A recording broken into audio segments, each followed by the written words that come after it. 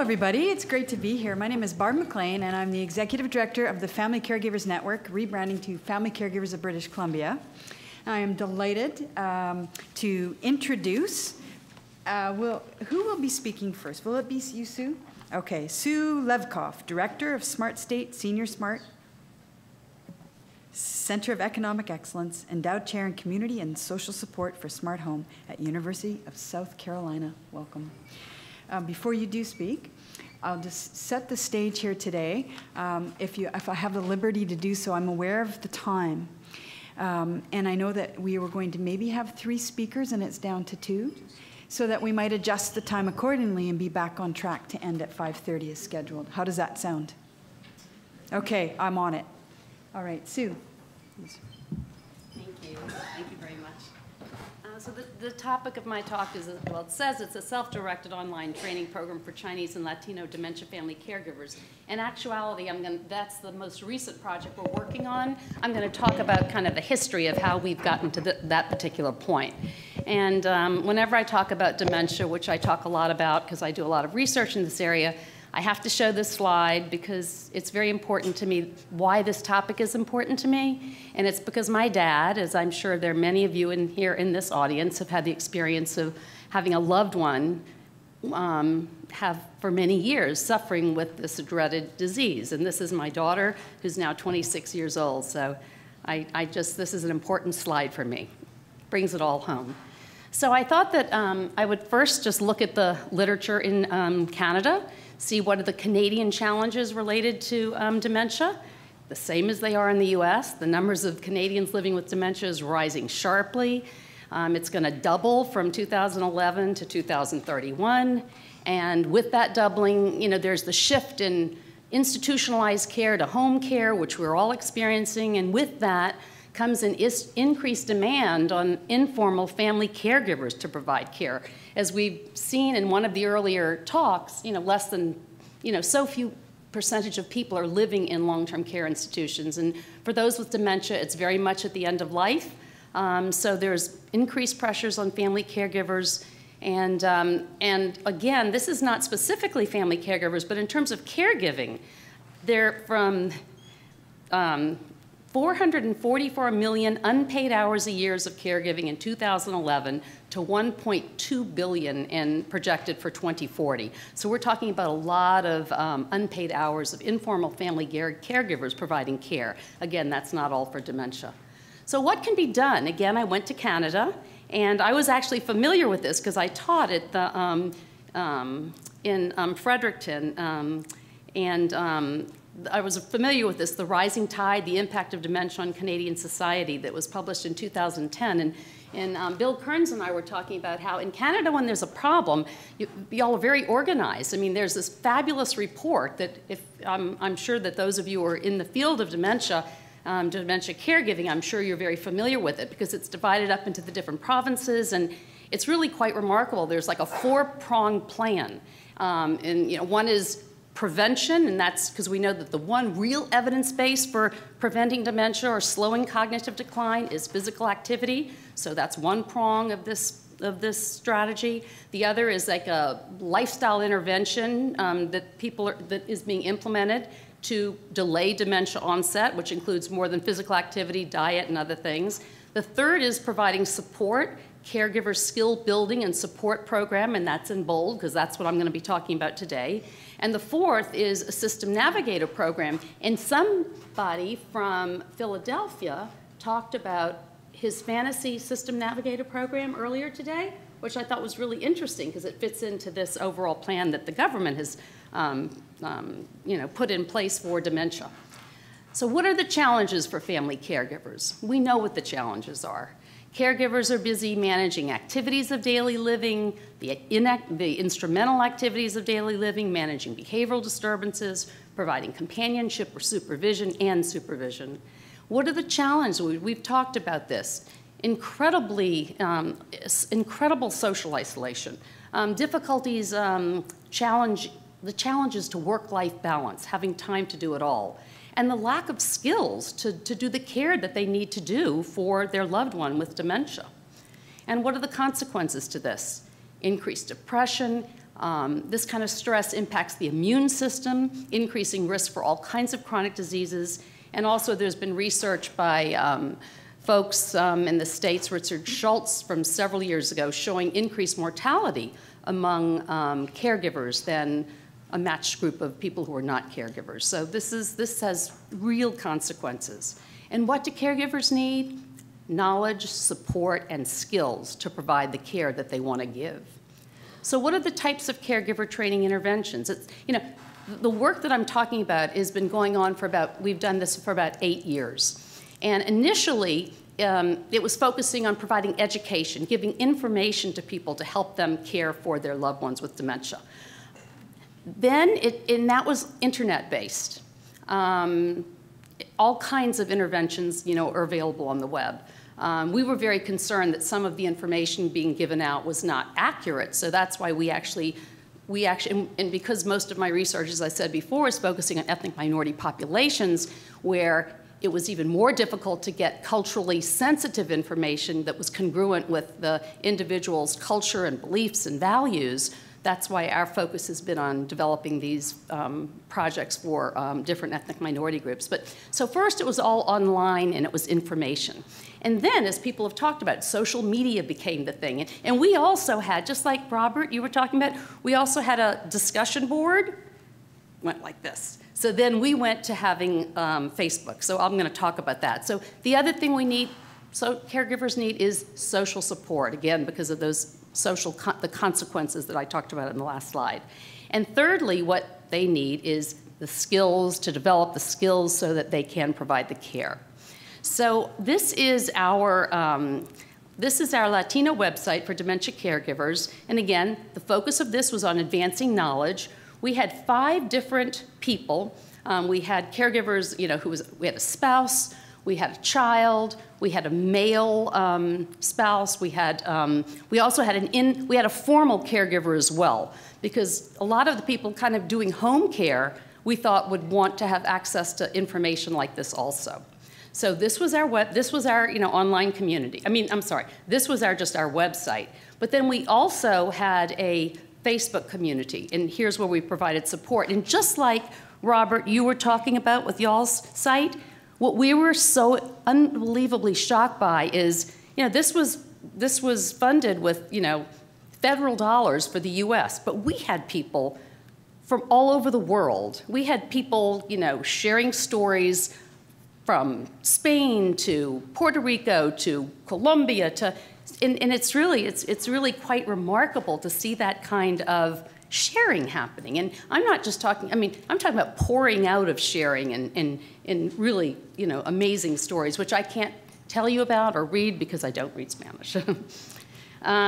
We also developed a website for Chinese caregivers. And again, these were developed by teams of people who were, you know, fluent. These are not done in English, then translated into the other language. These were developed from the bottom up by cultural groups, you know, people who are native Spanish and Chinese speakers from China and from Puerto Rico, actually, is where the Latino folks were from.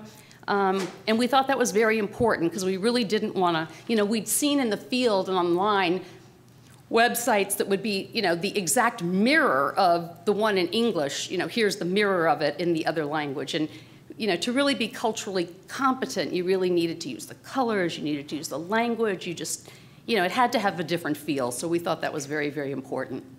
So this is our, this was the website, and this is the online community. And it's Sina Weibo is the Chinese equivalent of Twitter. So I'm not really familiar with Twitter, but that's what this is. And again, it's the same thing. We have ethnic Chinese from all over the world communicating. It's really just quite remarkable. And the difference, you can see culturally some of the differences in how people share.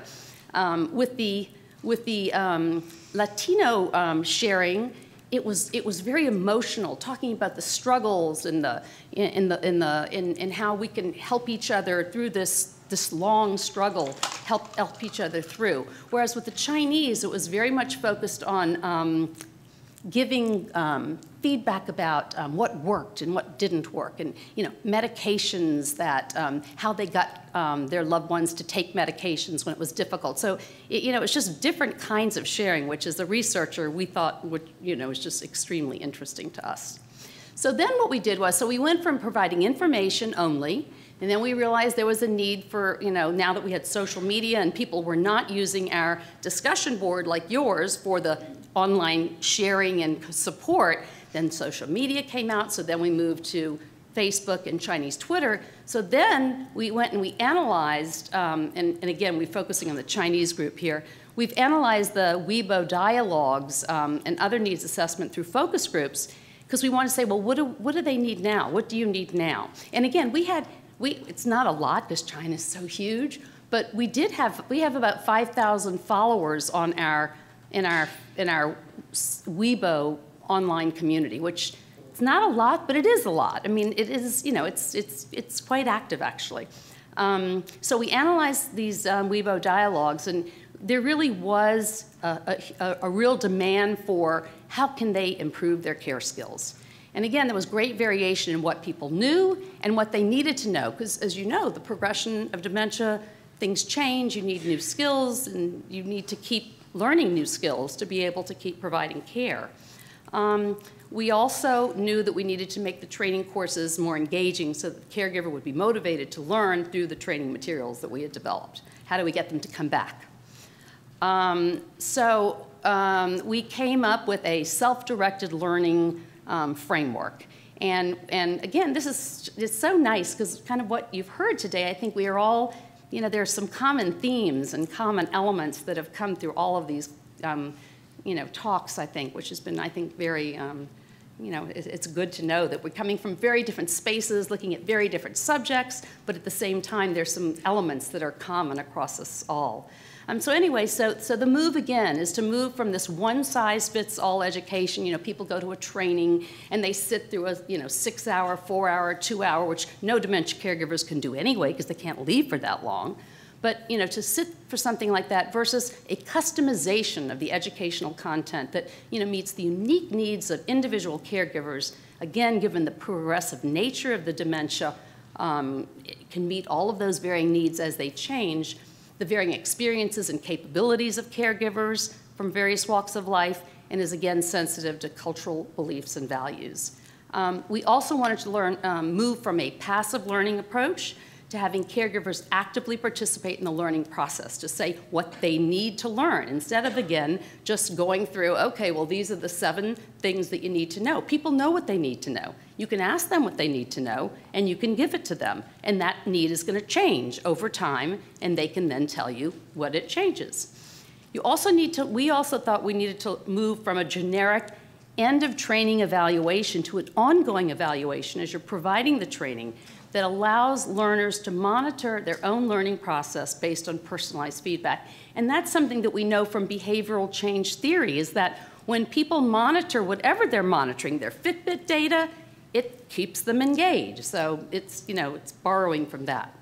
So we are now working on a series of videos on self-directed online training for Chinese caregivers. And basically, they take an online assessment at the beginning to find out what their greatest needs are. And then there's an algorithm that will put together the specific videos that we think that are appropriate for them. And here are the and the videos are short. They're like MOOCs. They're not like 45-minute trainings, because we figured, we know, people don't have time to sit down for a 45-minute period. So they're little chunks. They're little chunks. This is how you help someone, get up from the chair and walk them to the bathroom. This is how you lean down and you don't come up. I remember what I would do with my father is I would come up and I would start talking to him in the back, and he'd go like this, because you have to get down in front and lean and get at that level and talk. So in chunks, that was very important. So what did we do to engage users? We customized it. We used these short video clips that allowed flexibility of learning that they could come to at the time and pace of their own choice. We used scenarios. It was not a lecture. I shouldn't say we use, we're doing this now, this 3rd stage of the skills training. We use scenarios, challenge tasks, imaginary role plays, conceptual theme analysis, and interactive quizzes. So it's active learning.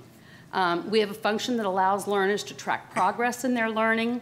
And this recommendation algorithm we're testing that out to help learners transition from one topic to the next. So that's something we're kind of borrowing from Amazon. You know, people that bought this book also like these books. So we're coming up with this algorithm that says, well, you know, people that took this module also found these modules very helpful. So we're going to see how that works. We're going to use email reminders to help re-engage the learner when he or she becomes disengaged. And again, we are always sensitive to culture. And there's always a cultural adaptation of the training content by addressing cultural specific issues of the caregivers that we are working with. So what are our challenges? How to reach caregivers in need. And this is the same, I've heard this from several, you know, different speakers today. How do we keep them engaged? You know, for this, it's engaged in learning. How do we help them transfer their learning to the practice of care? So that's going to be a reach. How do we incorporate user experience into the continuous improvement of the training course? And how do we sustain the training program? This is grant funded. How do we sustain the training program after the grant is over? And that's that. Thank you. Thank you very much.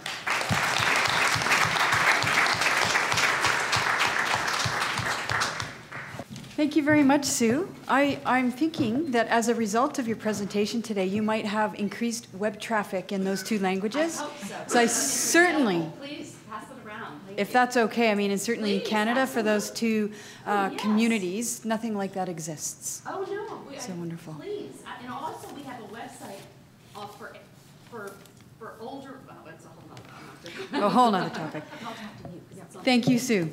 I would like to introduce Paul Sharman, co-founder of Claris Healthcare.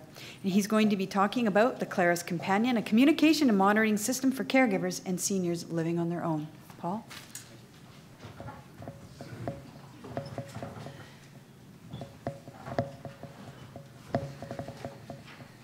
Isn't technology wonderful? This is great. It's that easy. All right, so I'm in a terrible position right now because I'm the only thing standing between you and a sunny patio and your first glass of Chardonnay.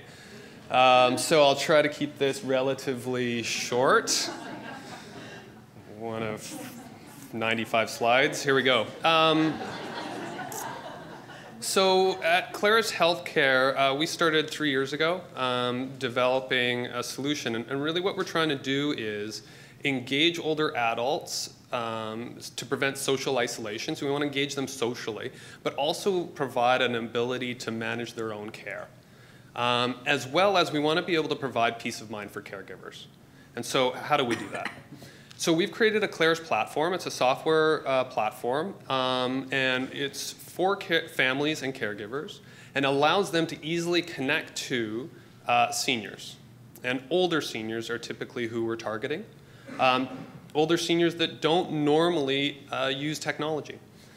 So what we've done is we've created a very, very simple touch-based system for those seniors on any type of device. And that allows them to interact with the rest of the online population.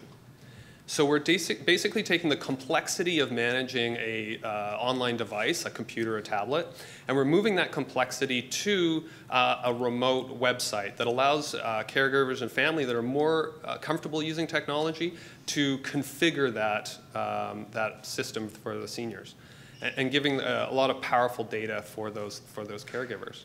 There's a great quote by Richard Branson who said, "Any fool can make something complicated. It takes a lot of time and effort and money to make something simple." And we've been living that for the last 3 years. So I think we're there. So you'll be able to judge that at the end of my presentation, I'm sure. So a little bit of an overview, kind of go through what we've learned over the last 3 years in building this system, show you what's currently available, what we have on the market that anybody here can use in their practice, and then also talk about what we're planning for the future. So this is Mary. So Mary's an example of one of our users.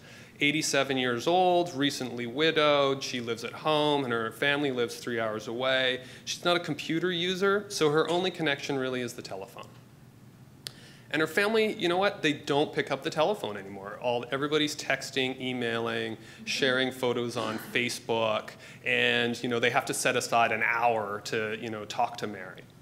And so when we first got started, we talked to a lot of Marys. Their names weren't all Mary, but they were very similar to Mary here.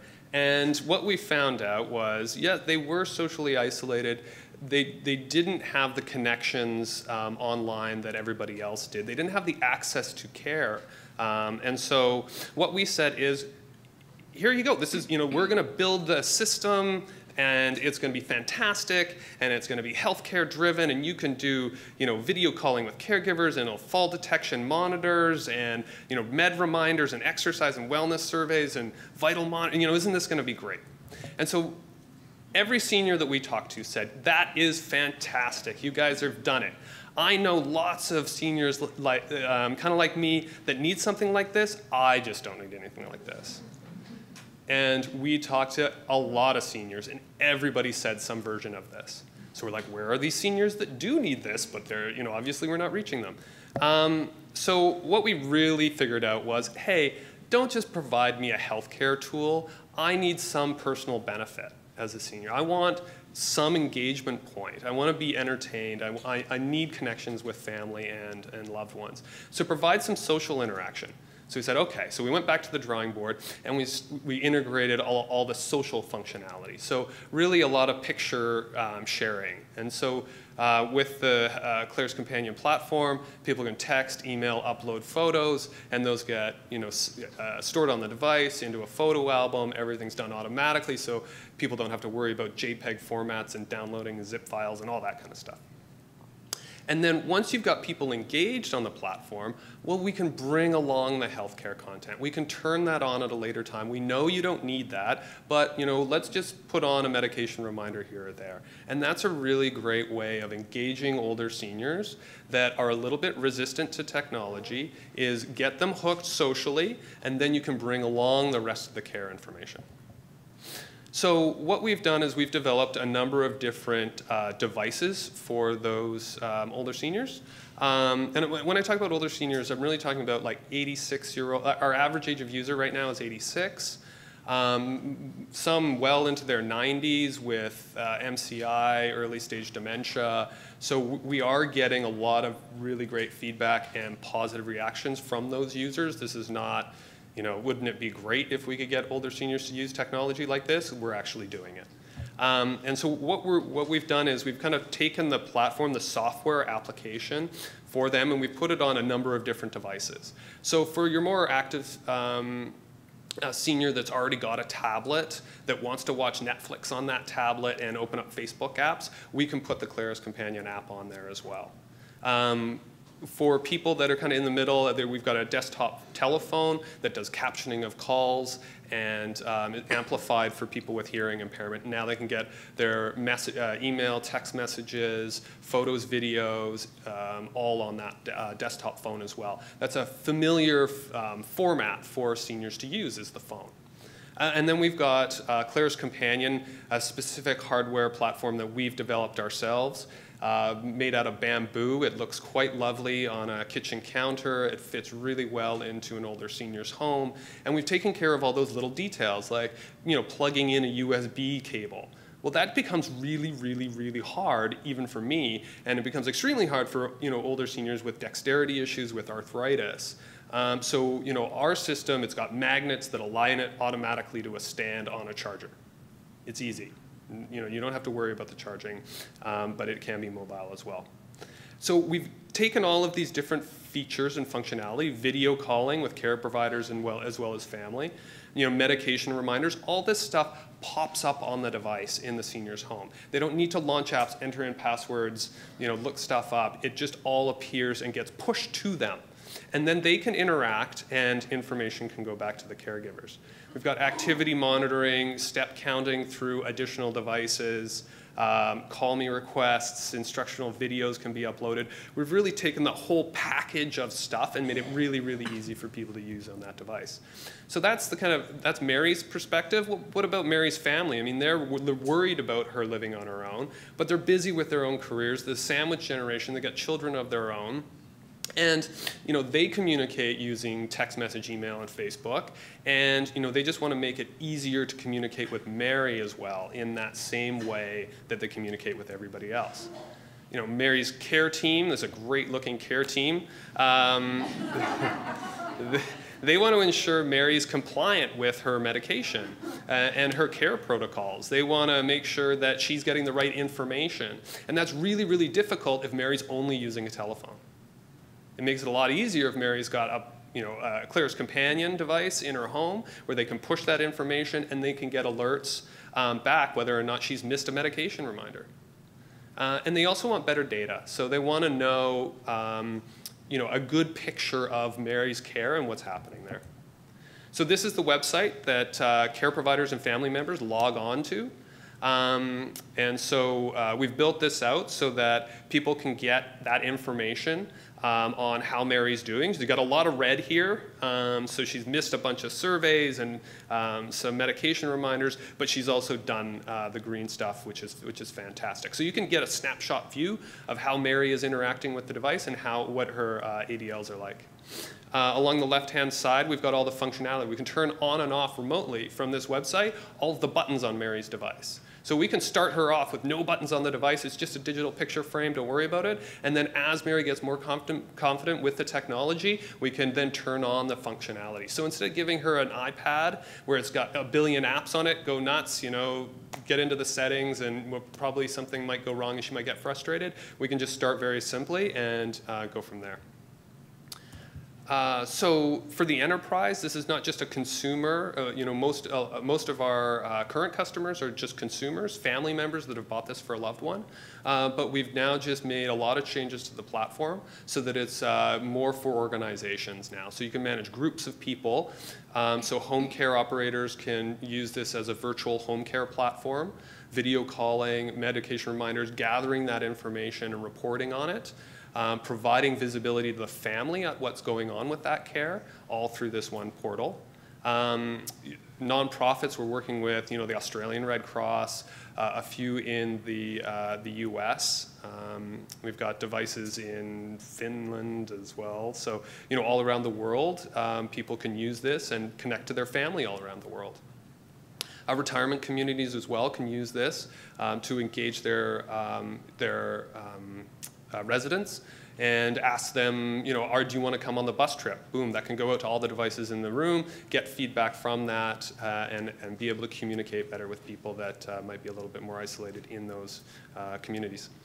Pharmacy, telcos, and researchers. So basically we're building out a channel here between the families and the caregivers and the end user that's in their own home.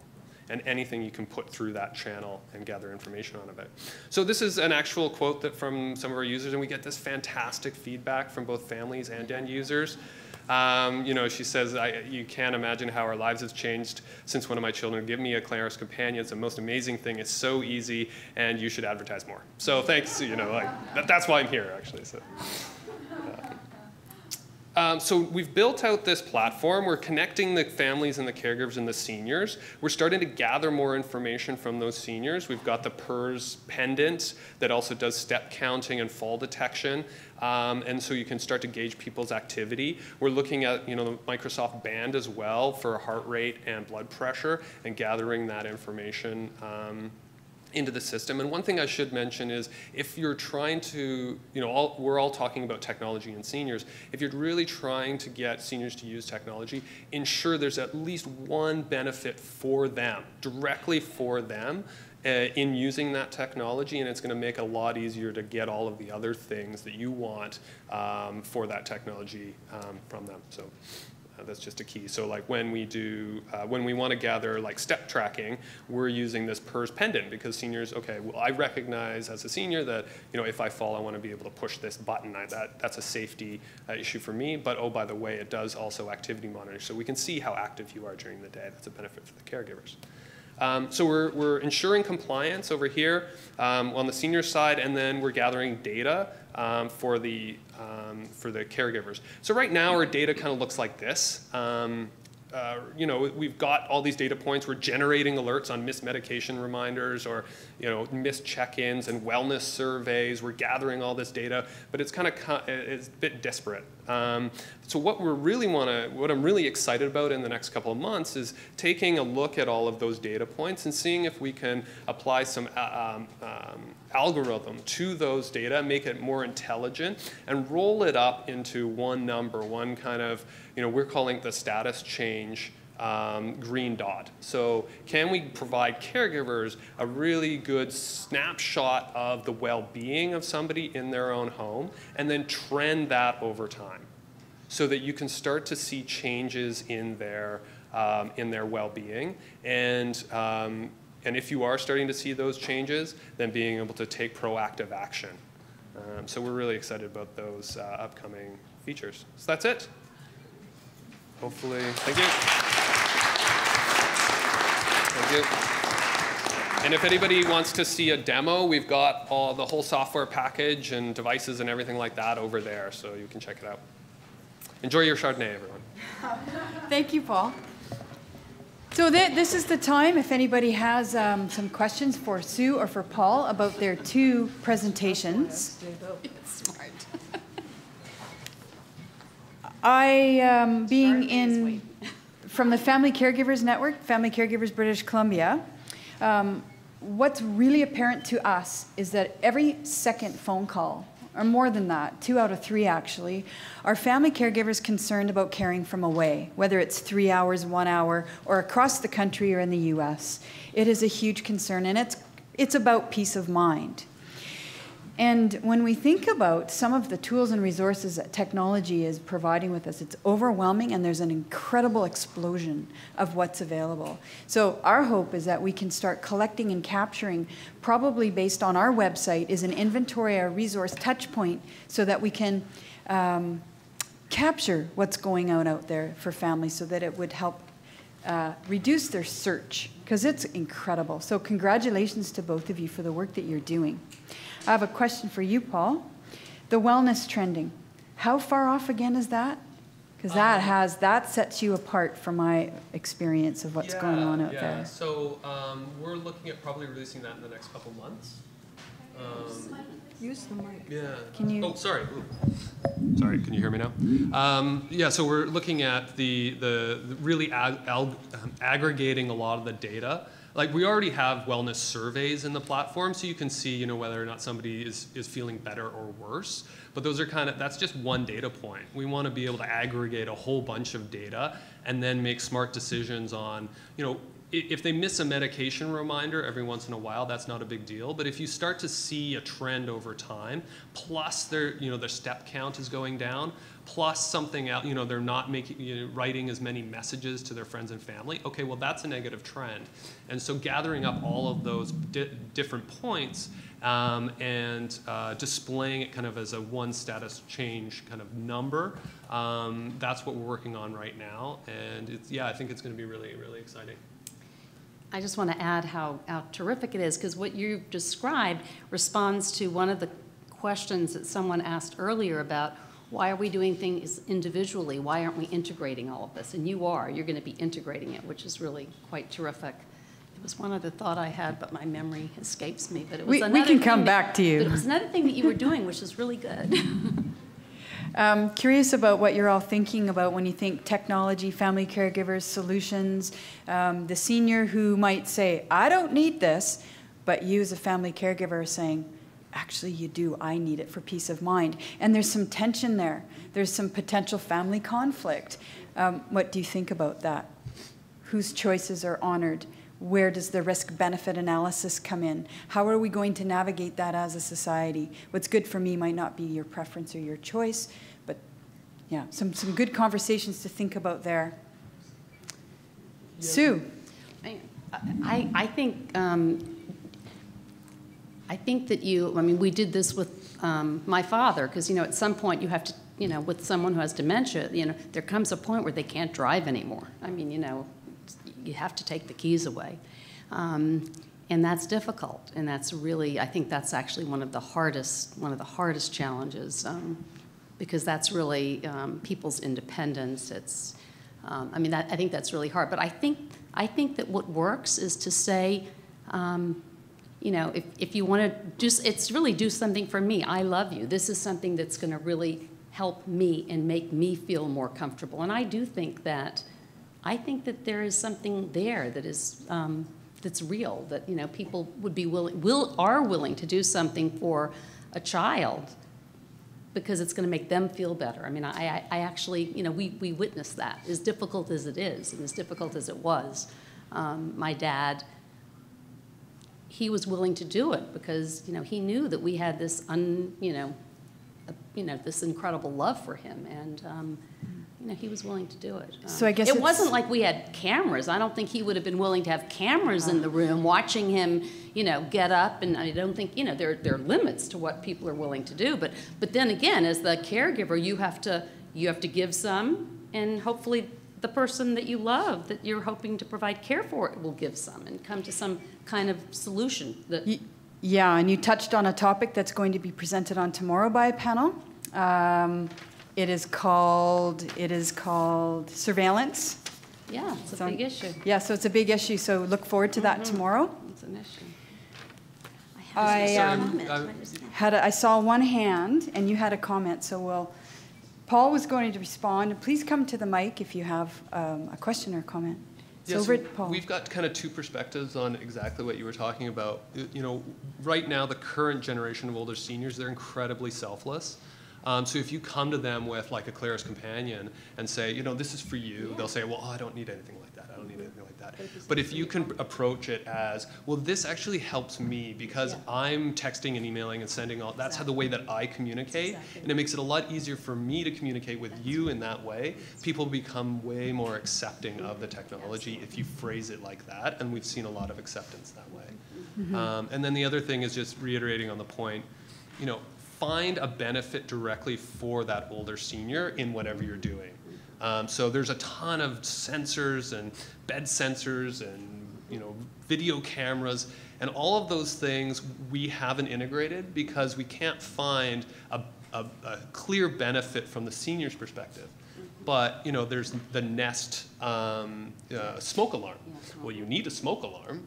Well, now that I can see, you know, I can get alerts if that smoke alarm goes off. It's also got an activity sensor underneath it to see whether or not people are moving in the room.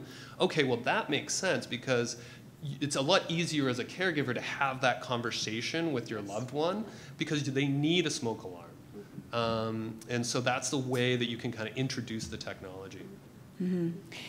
To the microphone. Hi there, Vincenza from UVic. I guess I was thinking along the lines of the generation that we're talking about, in that they came out of the Depression, and the idea was that you were very self-sufficient and you were able to provide for everyone. So to come up to an individual and say, oh, by the way, I'm sorry, you can't do it on your own, you need help, that would be chaos. It wouldn't work. So the idea would be to bring something, and I think you've all touched upon this, is who has control. So if I still have control, okay, so maybe I can't do that, but you still have control over this aspect or that aspect, that comes along much easier. And I just wondered whether you thought for the generation coming up, whether that would be different, whether they are more sort of they rely on each other. Like we tend to rely on Facebook solutions or YouTube solutions or whatever. So we tend to sort of seek other ways of supporting ourselves, and whether that would be different. But philosophy. I think you're absolutely right. I think the different generations, we're going to have very different ways to approach caregiving for different generations, and we're going to have to, we're going to have to change what the technology. I mean, we're developing technologies for the current generation right now. But when I don't want to think about it, but when I am going to be different. I'm going to be different than my parents were. I'm going to be very, very different in my expectations. And yeah, absolutely. But it's going to take a while. Like that time is not going to accelerate, right? I mean, people only get older as time goes on. So, we've still got 10 years probably of people that are a little bit more resistant to technology before, the next generation comes through that have really embraced a lot of technology. And 10 years in technology terms is forever. I mean, who knows what's going to, Exactly. I'll be taking my self-driving car here by that time. Yeah. So, who knows what's going to happen. Okay, we have another person at the microphone. Being that I'm very practical, I think about costs, and I think about more than just taking meds on time and letting my family know that I'm still alive. There's going to be a lot more like furnace repairs, keeping the house warm and clean. Like public health, they'll send someone in for an hour and they'll just zip the vacuum around. They don't get under things and do blinds and windows. Like, the things we need to deal with to keep seniors in their own home are huge. And, a little device that you tap to get music or, take your meds on time, that's just a small piece of what we're going to need as individuals in our own homes, and costs, are exorbitant. So how are we going to do all this? Yeah, I think integrating home care and with technology, so using the technology to supplement in-home care, because technology, online technology isn't going to help you fold your laundry. It's not going to help you cook your meals. It's not going to help you bathe. Right. Exactly, Paul. On that note, we've been given the hook. Oh no, the red light. We have. Okay. Gloria? Saved by the hook. Well, the public lecture starts at 7, and so the SFU people need to have us out of here now so that they can clean up and set up. A round of applause for our wonderful presenters today.